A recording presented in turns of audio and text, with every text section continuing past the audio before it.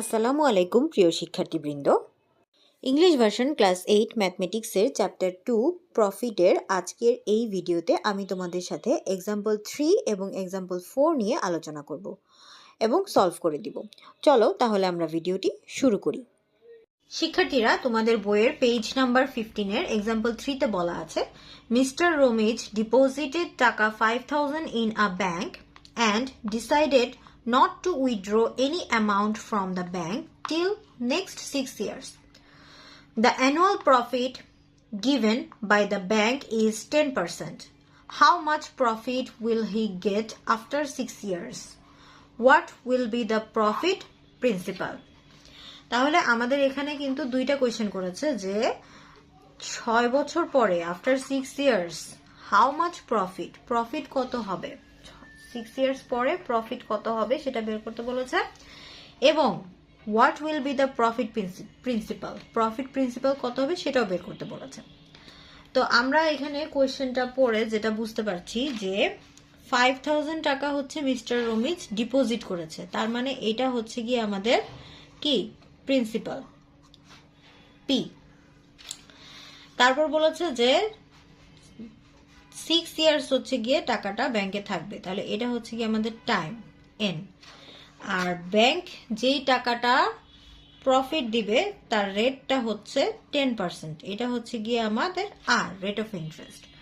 তো এই জিনিসগুলো আমাদের এখানে দেওয়া আছে, তা আমরা এখন বের করে ফেলি। আমরা প্রথমে হচ্ছে গিয়ে কি কি দেওয়া আছে সেটাই আমরা এখানে লিখে ফেলবো।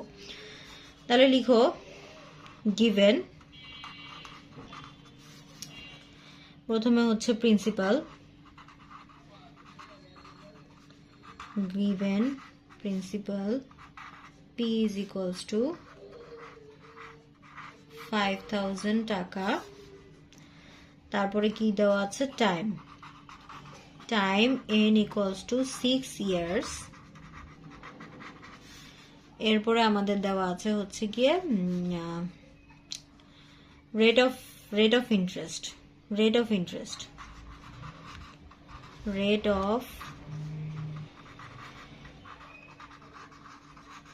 অফ প্রফিটও বলা যায়, রেট অফ ইন্টারেস্ট আর ইকুয়ালস টু 10%।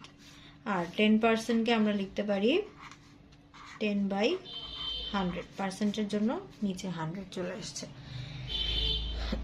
এবার আমরা প্রফিট বের করব, যেটা হচ্ছে আমাদের কোয়েশ্চেনে বলেছে how much profit will he get after 6 years. তাহলে প্রফিট হচ্ছে কি আমাদের আই, আমরা জানি I equal to P R N. আমাদের কিন্তু এখানে পি আছে, আর আছে, এন আছে, আমরা খুব সহজেই কিন্তু আই এখন বের করে ফেলতে পারবো। তাহলে আমরা লিখি we know profit I equal to P R N. তাহলে পি এর ভ্যালু হচ্ছে 5000, আর এর ভ্যালু হচ্ছে 100, নিচে উপরে 10 ইন্টু এন হচ্ছে গিয়ে 6। তো এবার যদি আমরা 100 দিয়ে 5000কে ডিভাইড করি তাহলে আমাদের কিন্তু আসবে 50। তারপরে 50 ইন্টু 10 করলে হবে 500, তার সাথে 6 মাল্টিপ্লাই করলে হয়ে যাবে 3000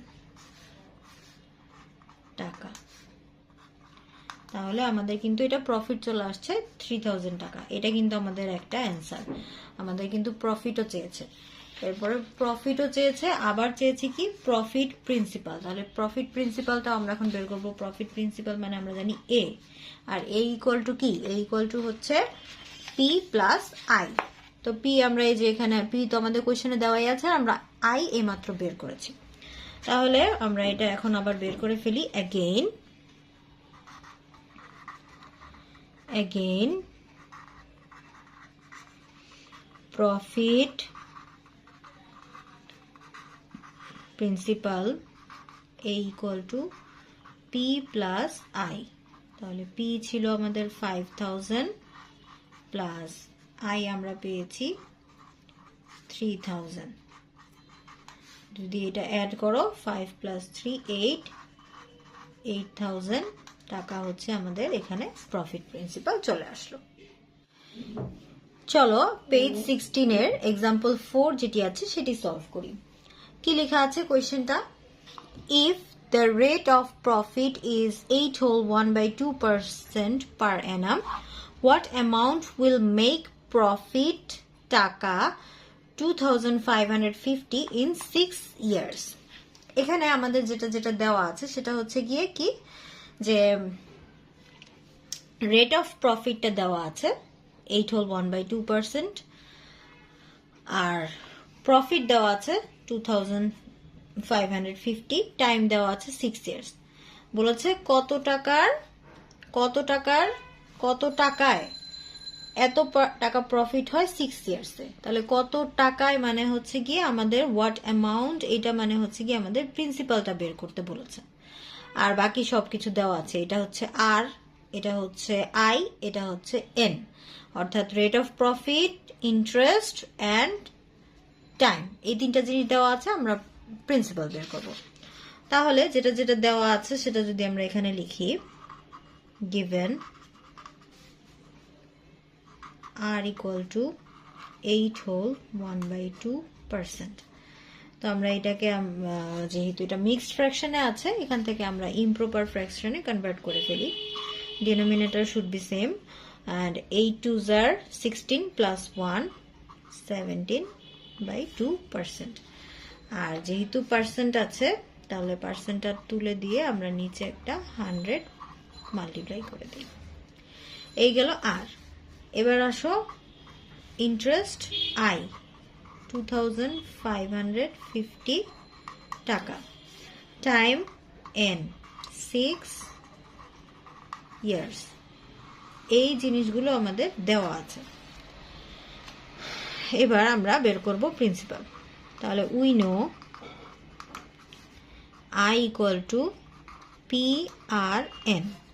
এখান থেকে যদি আমরা পি বের করি, সাইড চেঞ্জ করলে P equal to I by R N, এটা চলে আসবে। তাহলে এবার আই এর মানে হচ্ছে কত? 2550। তাহলে এটা আমরা লিখি 2550। আর এর ভ্যালু হচ্ছে 17/2 ইন্টু 100 ইন্টু এন হচ্ছে 6। তাহলে এটা হবে গিয়ে টাকা।